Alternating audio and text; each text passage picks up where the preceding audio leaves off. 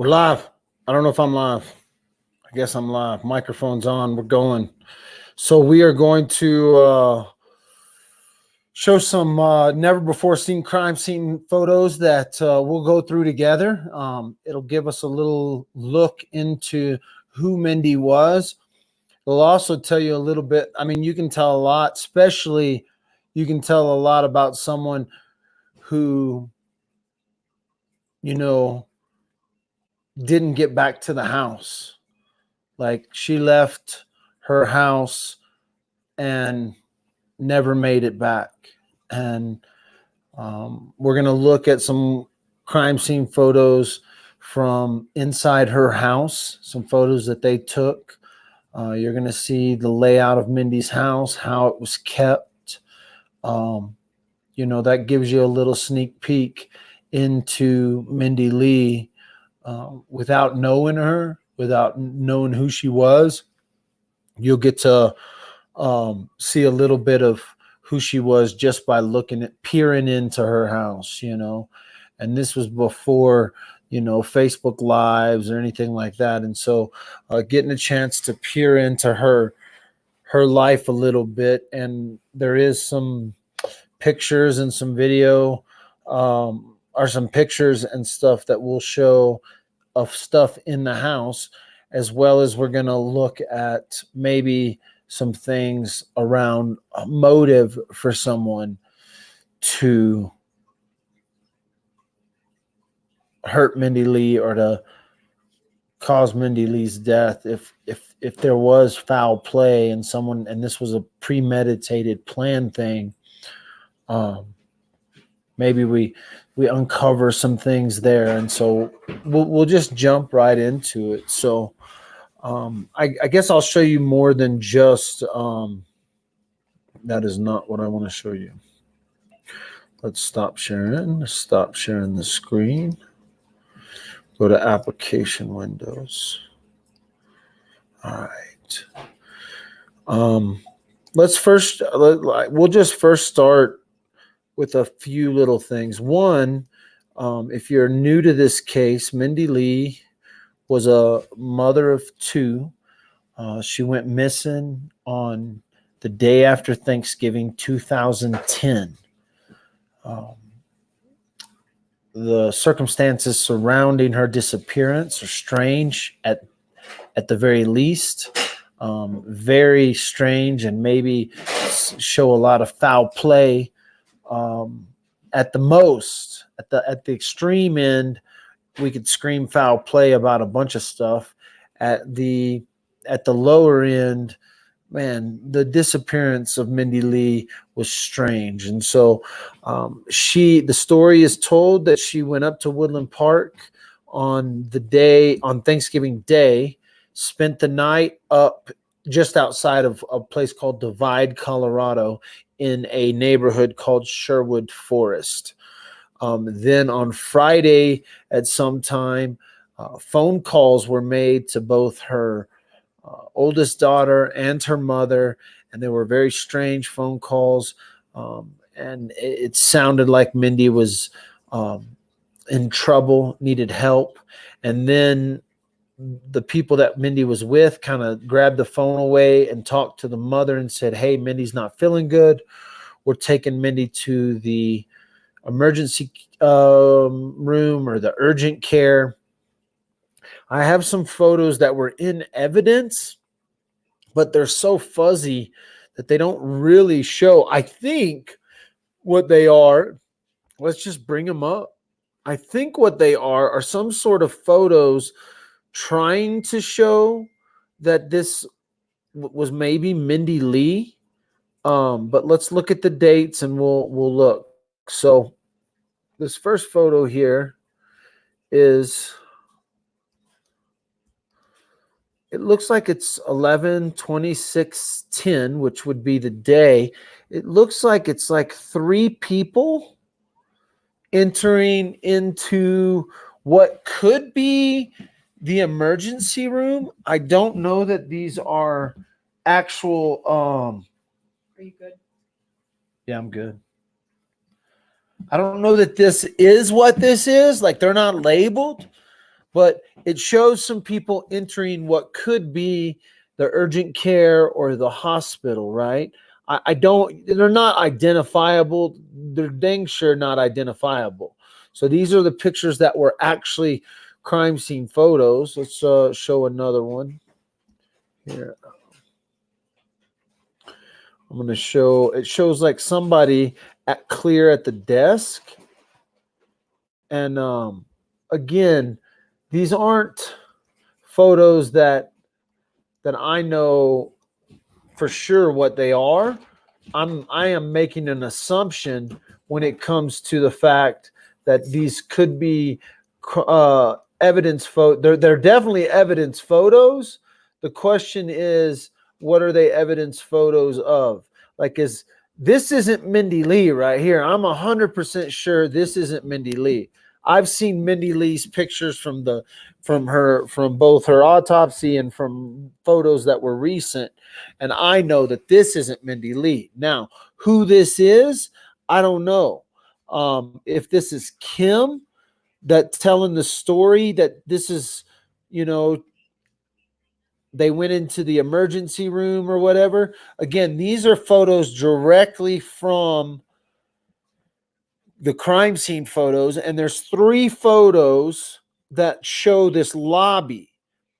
And so these photos are in the crime scene stuff. I don't know what they're meant to show, as far as I don't have that info in front of me. They didn't give me a description when they handed me the disc. But from what I can tell, this looks like some sort of lobby. It doesn't look like the lobby of the Woodland Park PD, but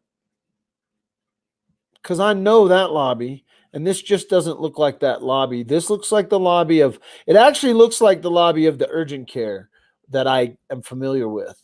I could be wrong. Again, I am looking at these photos based on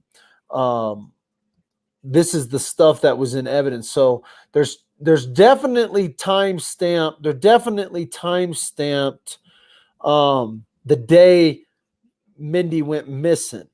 And I can tell that. I'll bring back up another one that has the timestamp on it so you can see the timestamp. They definitely are timestamped 11/26/2010. The question is, that's the one I showed already. Here's another one, and this looks like it's of the same girl. This gives a little bit, but you can see the timestamp clearly there on the photo. Well, you can't see it clearly there, but let me show you this next one. The one I showed earlier, that it clearly shows the 11/26 timestamp. And so right here, and this is like people coming into what I believe to be the emergency care, but like maybe that's Mindy in a chair there, maybe. But I mean, come on, like that is no positive ID by any stretch of the imagination. Maybe that person has blonde hair, but it looks like they're sitting in some sort of wheelchair. So again, these are crime scene photos taken directly from the Woodland Park PD. And so those are some pictures from 11/26, the day she went missing. But let me show you pictures of Mindy's house, because of all the things they've said about Mindy maybe being involved in drugs, maybe being involved in this, that, or the other. Let me just show you her house, because this is the house of somebody who didn't know they weren't coming home, right? She didn't know that she wasn't going to be home. So it's not like she cleaned up thinking she was going to have company. So this is just the first picture. This is Mindy's house. And somebody with a 4-year-old, somebody with a 14-year-old, a fairly clean, in order house. There's some stains on the carpet, but this is an apartment, so like, yeah, who knows how long she lived there. But I'm just showing you a couple pictures just to get you. We'll zoom in on some things, but I mean, this is a fairly normal home. There's artwork up on the walls. It doesn't look like anything's in disarray. Like even her bathrooms. I'll pull up a picture of the bathroom. or the kitchen. Yeah, I guess this is the bathroom. It's clean. There's clothes, dirty clothes hamper. Even the stuff up by the sink doesn't look in disarray or in any sort of out of, you know. So just looking like first impressions of the house and her house and the way it's, look, the kitchen. Come on, man. I mean, my kitchen's dirtier in this right now. And so like this is a fairly straight, it might not be spotless or anything, but a fairly straightforward apartment that seems to be, looks like they have some pictures of some shoes of her, pairs of her shoes, showing some pairs of shoes here. Um, I don't know. It doesn't. This could be somewhere else because those pictures are of a different couch, and so they could be from somewhere else.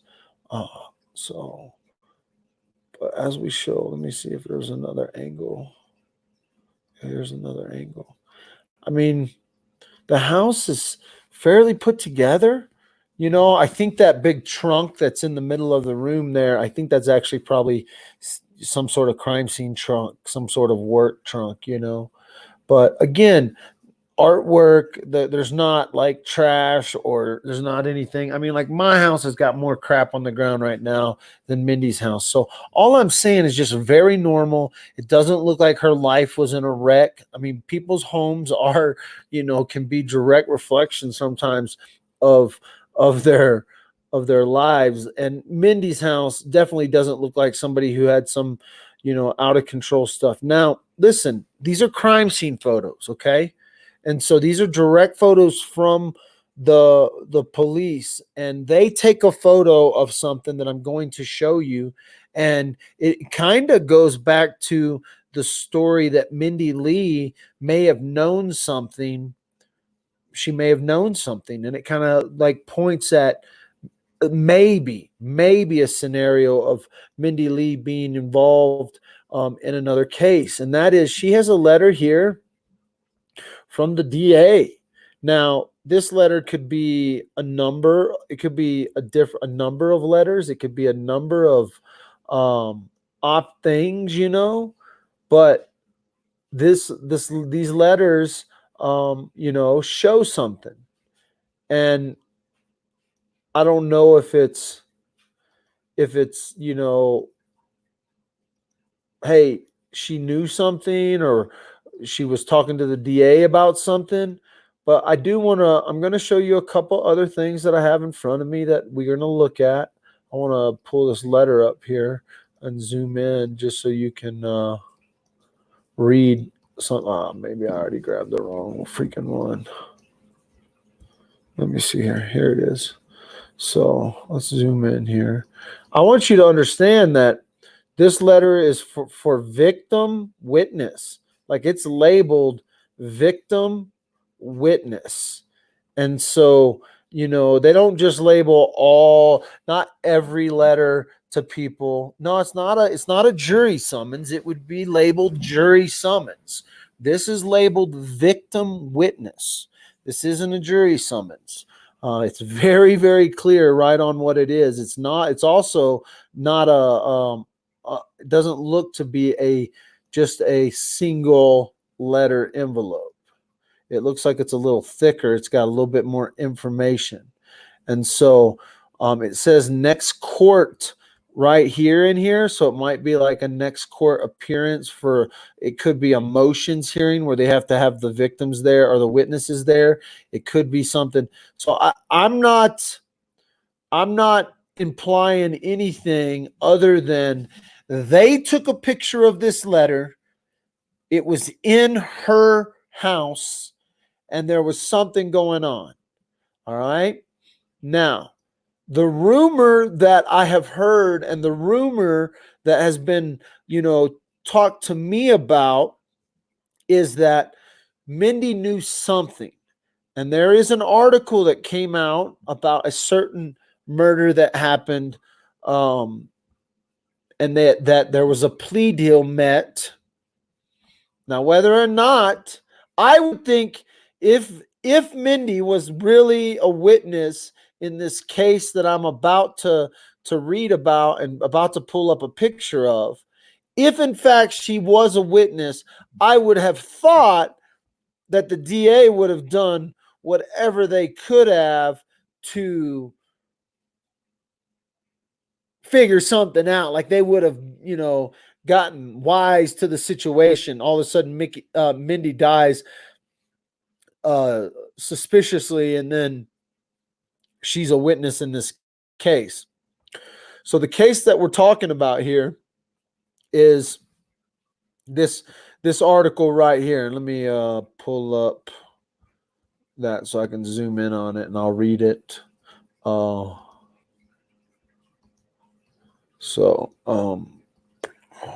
It says Stephen Hansen has been sentenced to 29 years plus 5 years mandatory parole in a plea deal for the murder of Levi Ortavis in January 2010.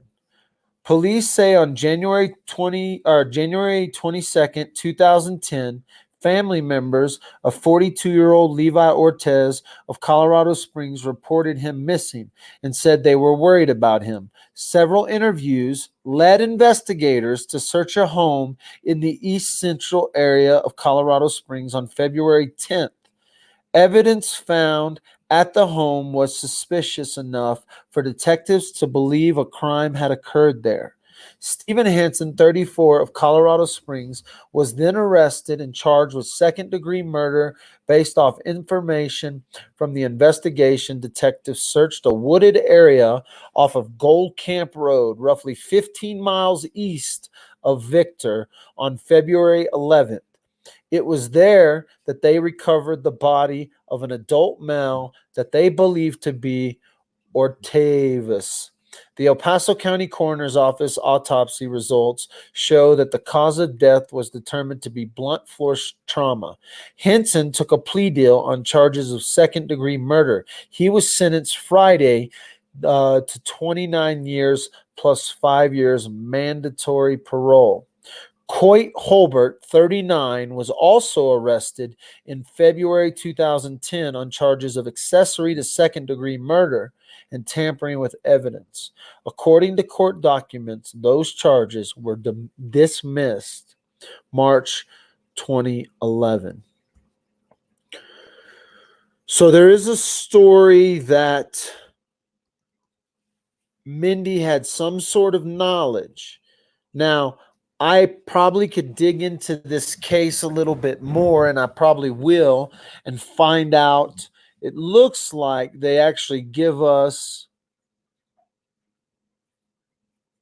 some, like a little, they could be saying West Colorado Springs. That could also be Manitou Springs. But let me pull this up again. Let me just read this. I just want to say 42-year-old's home in the east central area of, so they say east central area of Colorado Springs on February 10th. Evidence found at the home was suspicious enough for the detectives a crime had been occurred there. So they say that the crime happened at Levi Ortiz's home, but then his body was dumped off of Gold Camp. Now, Gold Camp is a very known road. It's there's rap songs written about Gold Camp, finding bodies off Gold Camp Road, and it's not unlikely that this story has been told 100 times differently. One day I may have even taken you guys, if you've been watching Dad with the Phone, I may have even taken you to Gold Camp Road at some point, because I've traveled down Gold Camp Road many, many times. It is the back way to Victor Cripple Creek from Colorado Springs. Gold Camp Road runs along the south side of the mountain. So where 24 comes up the mountain to Woodland Park and then turns and goes around the mountain,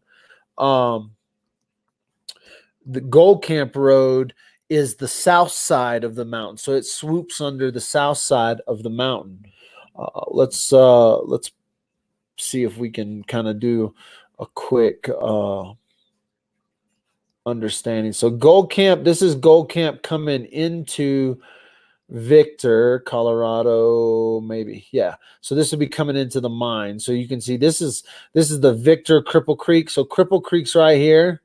So Cripple Creek is you guys know Cripple Creek because this is where Patrick Frazee was sentenced in the Teller County Court is and all that. So Gold Camp runs along the south side of the mountain, right? And so you got Cripple Creek to the west, you got Colorado Springs, you got Fort Carson, you got Colorado. This is all Colorado Springs area.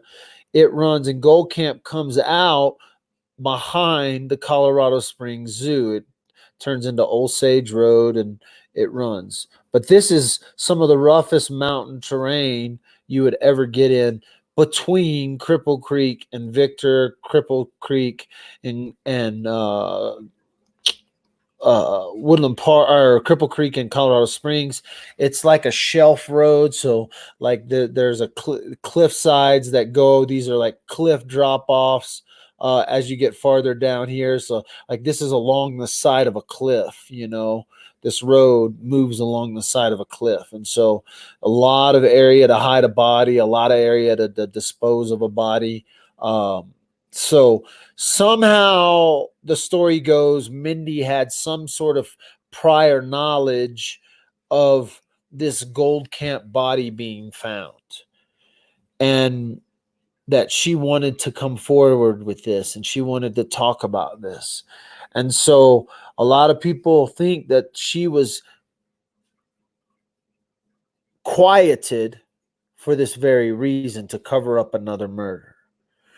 They have told this story that she had drugs in her system. She had drugs shoved up in her. They've told the story that she was this or that. But the story that we're uncovering just from friends, people that knew Mindy, and even if we just peer into her life just a little bit by looking into her house, you can listen, for all intensive purposes, it looks like this woman lived a pretty normal life. Here's her bedroom. It's looks like a pretty normal bedroom life. There's no evidence of a smoker. There's no evidence of some sort of drug addict. There's a match there, but I think that's for that candle light right there, maybe. I think that's like a candle thing right there. That's a little bitty candle underneath like this little ball or crystal. Like that looks like a matchbook. It might not be a matchbook. It doesn't look to me in any of these photos, and we're going to go back through them, that there's some sort of crazy, meth head drug addict that's living here. There's been some questions about like, she had been caught stealing stuff. People didn't, she wasn't. It wasn't something that she. People were worried or concerned about her around. Nobody recognized. It wasn't recognizable in her, in the whole situation, and so.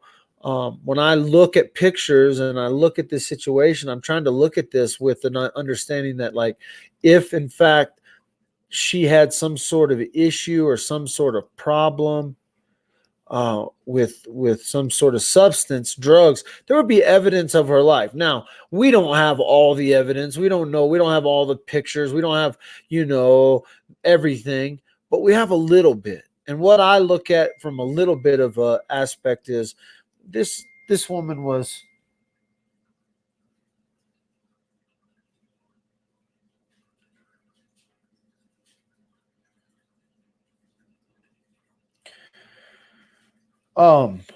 this woman, looked rather normal. But if we go back to the the idea that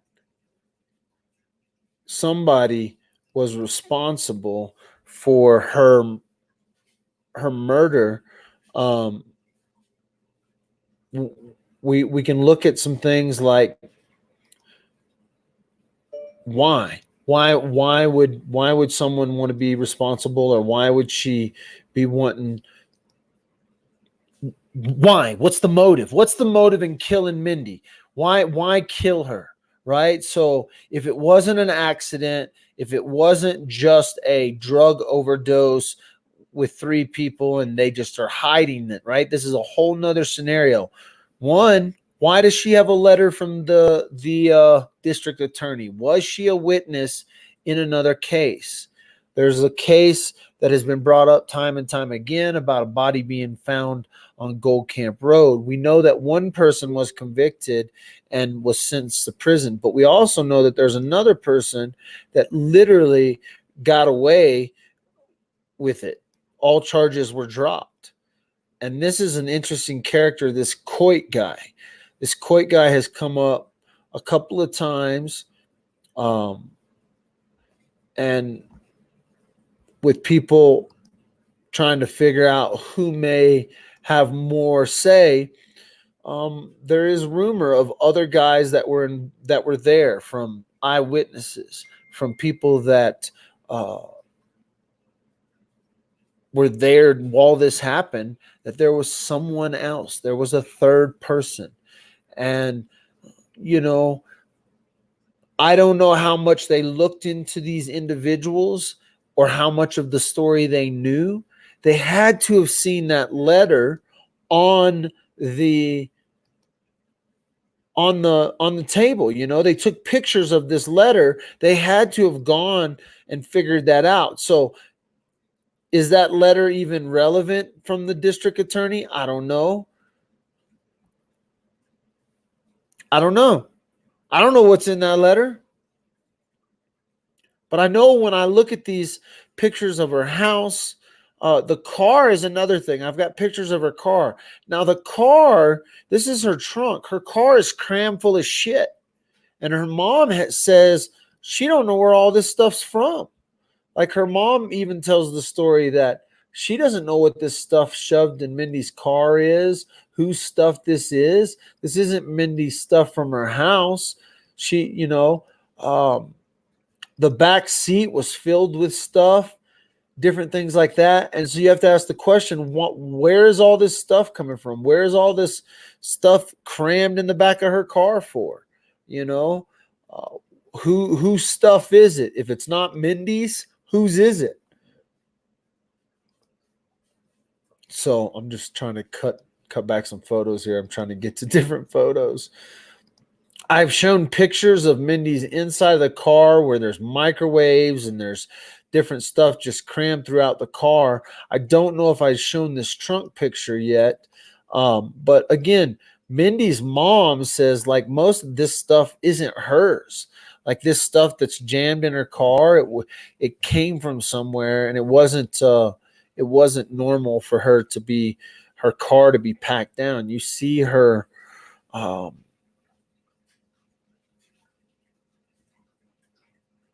you see what her house looked like. It wasn't out of order or disarray. Again, this is just a trickle down effect. We can't say for certain that there isn't a legitimate reason why her car isn't packed with stuff. I'm just talking about the things I know. I know her mom has seen some of these pictures, and when we start looking at this different stuff, I would have assumed that whoever's car this was, when you go into their house, it would have maybe even been a magnification or a remnant of the same kind of person, right? But when I look at her house, it looks fairly clean, fairly in order. There's still dishes in the dish, in the sink or whatever, but it doesn't match up with the vehicle. And this is just my perception. This isn't fact. I'm not trying to say that there's not logical reasons for why this is like that, but I just look at it and go, okay, you got someone that you say died of 8 times the amount of meth. You say they have a puncture mark. You say, I look and I see stuff. I'm going to address some other pictures that people have been asking about, and I've gotten more clarity on it. Is there's some marks on Mindy that that look maybe like they're cigarette burns. And people have been taking little snapshots of them and comparing them to known cigarette burns on victims.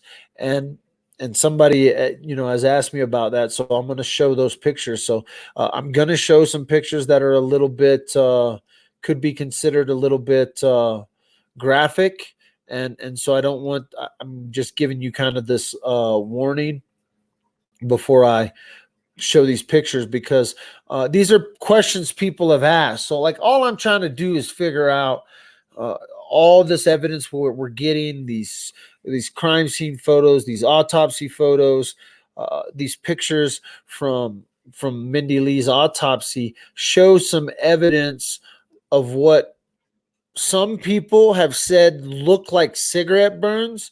And then when they have sent me comparison photos, um, I look at the comparison photos and say, oh, those kind of do look like cigarette burns. They look the same as what we know to be known cigarette burns. And so we're looking at a photo right here from the autopsy that show these marks on Mindy. And people have told me that and have sent me photos, compared photos, that these look similar to those photos and that those photos were cigarette burns. Why does someone have cigarette burns on them? Well, one, they could be some sort of self-inflicting disorder, right? That's not something Mindy was known for. She wasn't known for smoking. She didn't smoke, at least openly. Um, People around her didn't know she smoked if she did smoke openly. And so, one, if you don't smoke, you're probably not going to self-inflict, pain on yourself with cigarette burns. The other thing is cigarette burns are often a sign that someone's been tortured or, tried to get information. People are like, I'm going to burn you with a cigarette, or whatever. It's just weird. And whether or not these are cigarette burns, again, I'm freaking completely speculating. But I have had pictures sent to me. I know that these look like the same pictures that are confirmed cigarette burns, and so this is why I'm kind of bringing it up even tonight while I was talking about some more evidence. But the thing is we have to ask the questions, because now we got all this stuff. Like even her bathroom, like the bathroom is just. I would expect from somebody who had a meth problem, or some sort of drug problem. I would have expected a little bit different result for their house, especially since they didn't get a chance to go back and clean up before people showed up, right? These are pictures taken from Mindy Lee's house after she's already passed away or she's in the middle of missing. And it wasn't like she cleaned cleaned it up. And so it just doesn't make sense. And maybe it gives us a little insight into who Mindy was by looking at her house. I don't know, maybe somebody's seen something that I didn't see in those pictures. I know I just went through them real super quick. But I will go through a couple of them one more time. I don't even think I looked at this picture here, but I don't even think this is Mindy's table. It looks like Mindy's little dining area. But even that, I don't know what that letter is right there.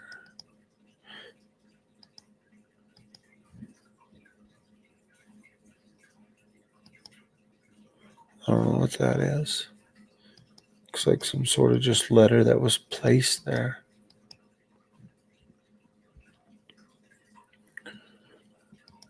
know what that artwork is.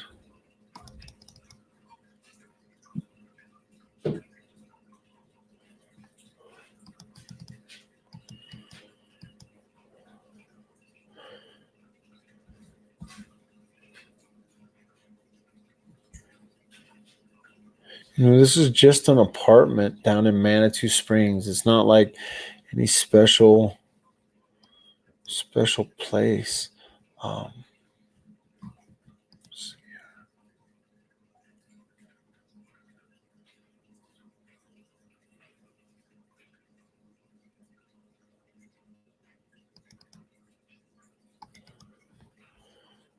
want to look at something here because there was some question. I had a question about something.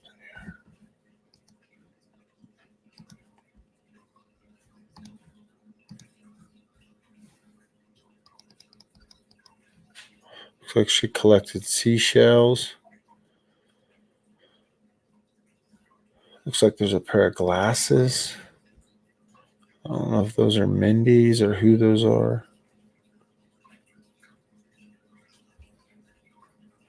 Those are like a stuffed animal snake. Remember, she had 2 daughters. Looks like there's like a mask down here on this chair.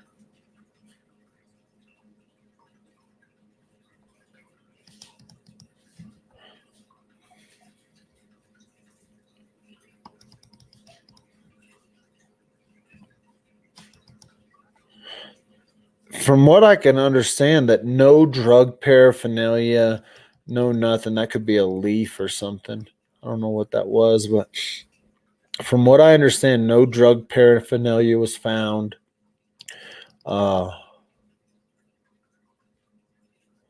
Nothing that, it's a snowman globe or something. Nothing that's, it looks like there's like a child's kitchen. Is that behind that?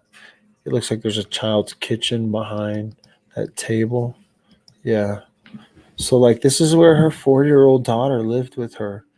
And it just doesn't, it looks like a pretty normal single mom home, It doesn't, there's nothing that screams.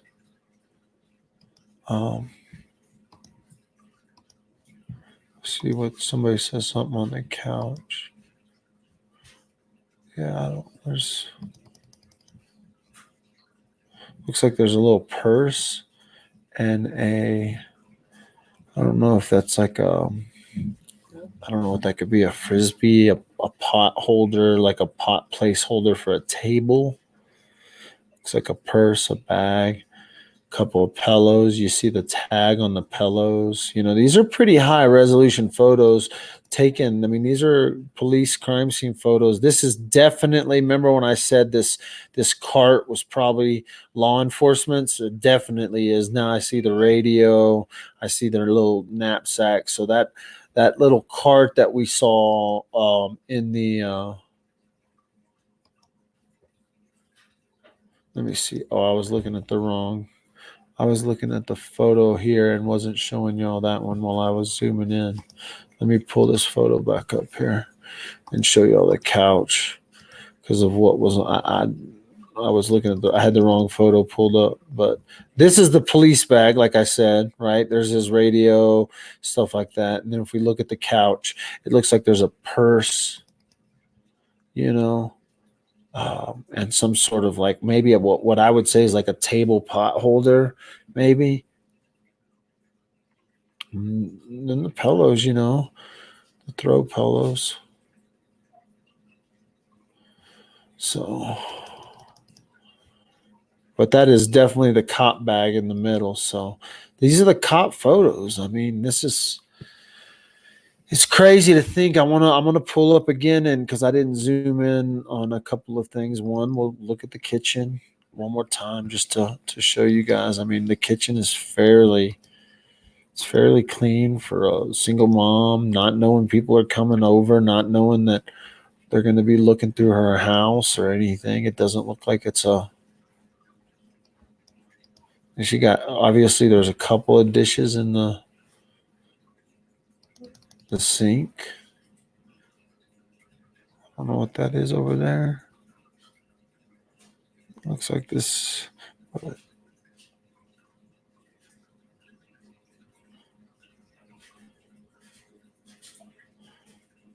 This trash bag.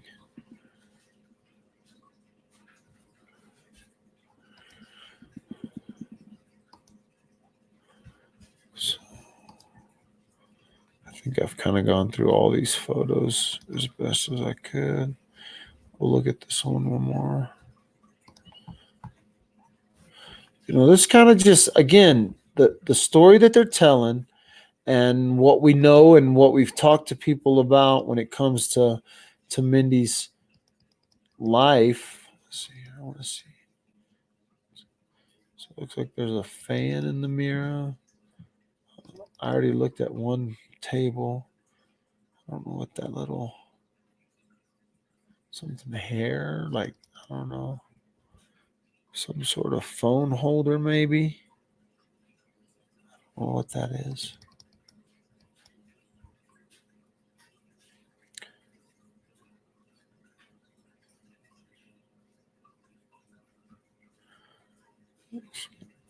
She's covering a window, and looks like a screen door of some sort.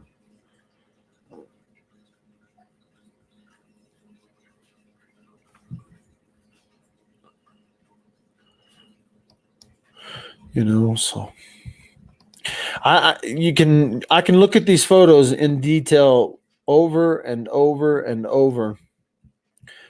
And then the story that they tell, the things that they say about her, I don't think they line up. I think if you have a meth problem, if you have a drug problem, it's very hard to hide that for very long.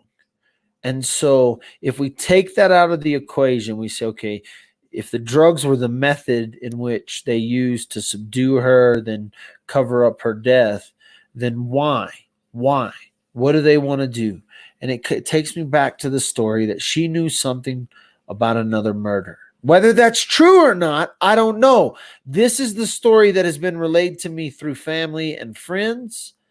There's an envelope in her house. There's an envelope in evidence that says she has an appointment with the district attorney, and that envelope is labeled. I mean, it's labeled witness, victim witness, right? It's labeled Mindy Lee, and it's labeled victim witness. And that's Dan May, District Attorney Daniel H. May. Now he's out of the race after this month or after this year, but to understand maybe what she was called in for, there's going to be records of that. And if it has anything to do with this guy, Coit, is that what his name was? Yeah. If it has anything to do with this Coit character that was, let off, I don't know. But if in fact this name has come up more than once when I've been talking about Mindy Lee's case, okay? This cat's name has come up more than once. So if you guys want to go find out where Coit is, there's, this is public information that can be found. The date of his arrest, his date of birth. He looks like he's my age. He's 40 years old. His birthday's 10/6/1979. He may have been involved in other things. Looks familiar, actually. When I look at this picture, he looks familiar to me, but I don't know where from. So this is a Teller County jail. This is not El Paso. This is Teller County, where this striped uniform. I believe this is Teller County. I could be wrong. I could be, but that sure looks like Teller County. So last known was Colorado Springs address. So his information says record removed. So, and when I looked up the other guy's mugshot, couldn't find him, but he went to prison. I couldn't find his picture. So Look, this is just kind of another look inside the Mindy Lee case. I don't know if we're going to be able. Okay, I'm gonna pull up some more pictures because this. Let me look at this. This was also, what is this?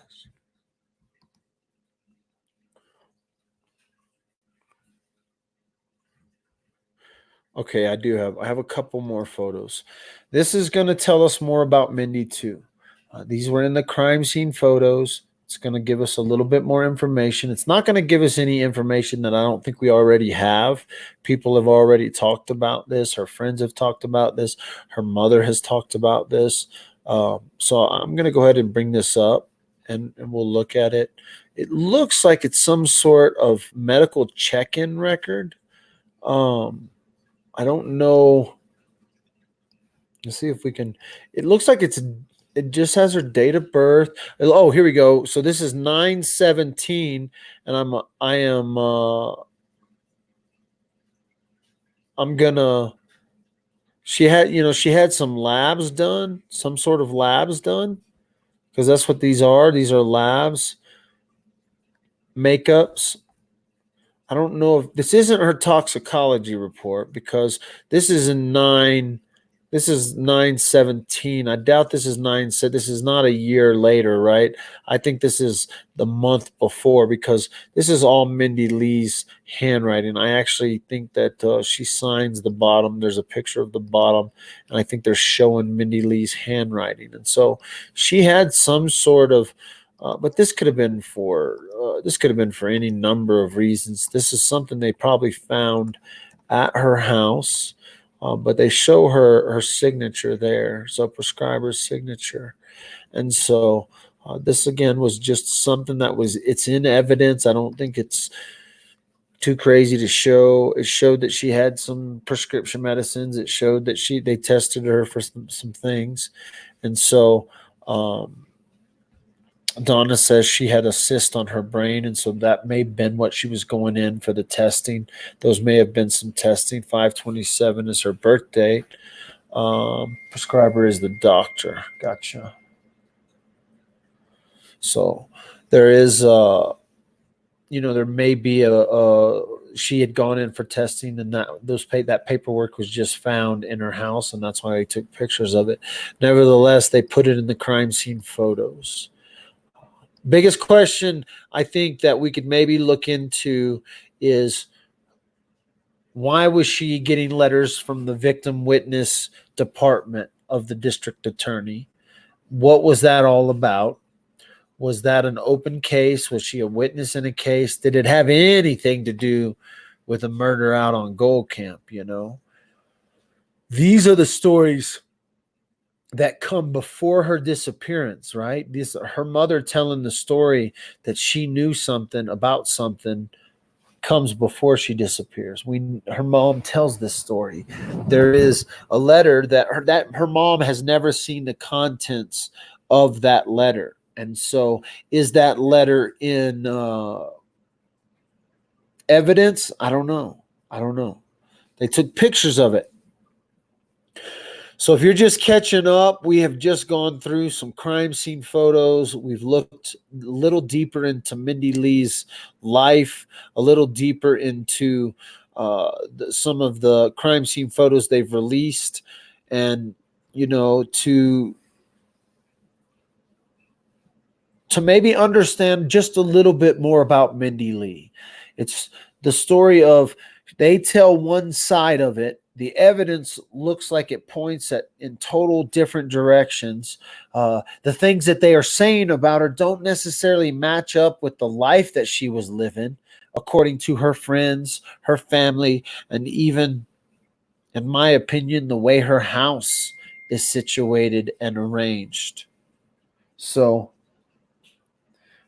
it could be nothing, or it could be something that triggers the spark for someone to say something. And that's really what we've been doing with this Mindy Lee case is, trying to open the doors to for someone to come forward, for someone to say something, for someone to come and offer something else. If the story is as simple as a woman had an overdose because she was experimenting with drugs with her friends, then why not tell that story? But that's not the story that's been told. The story that's been told is that she died from hypothermia, that that somehow she was a part of something that got her in this situation, that she made a bad decision, or she hung out. Well, if she hung out with the wrong people, if they were known drug addicts, if they were known drug dealers, let's look into them. If she knew something about a case or knew something about an ongoing thing, then let's open that up, right? Let's start unpacking why she would have been killed. Why? What's the motive behind it? And so I'm sure over the next few days, people will start pulling info. I'm going to start pulling some info on these guys that for some reason kind of are a little bit difficult to find, both the guy who was convicted, and then I could just find the one mugshot of Coy. But again, I still have recordings. I still got some stuff to play. We're going to keep playing. We're going to keep talking about Mindy's case. We're going to keep screaming her name, trying to bring awareness to this case. We're going to keep digging into asking people to get involved. We're going to ask you to share. For no other reason than to let's bring some closure for the family. Somebody come forward with a story that we haven't heard yet, because I think there are people out there that will talk. I think it's been enough time that people will talk. We just have to let them know there's an outlet for them to talk. And so thanks for watching Dad with a Phone. We'll see you guys probably. I got a couple of things going on the next couple of days, so I probably won't see you for the next couple of days, but we'll be back hard on Mindy's case. Again, if you haven't watched some of the other things that I have actually released today, a couple of other great podcasts came out today. I talked with a woman about a domestic case in a totally different way, and it's just an interesting phone call I had this morning. Make sure to go like and subscribe over at all of my channels. If you want to know where you can find me at the links below. We've been talking about the Mindy Lee case. Mindy Lee was found frozen on the football fields of Woodland Park the day after, or 5 days after Thanksgiving, on December 1st, 2010. The circumstances surrounding her disappearance is crazy. So we're just trying to bring some awareness. If you want to continue to support Dad with a Phone, you can do that by liking all of the. You're not live. They heard you though. You can support at the GoFund or at the PayPal, listener supported podcast. Go follow me on all the social medias. We'll talk to you guys later. Looks like I ended this at the perfect time.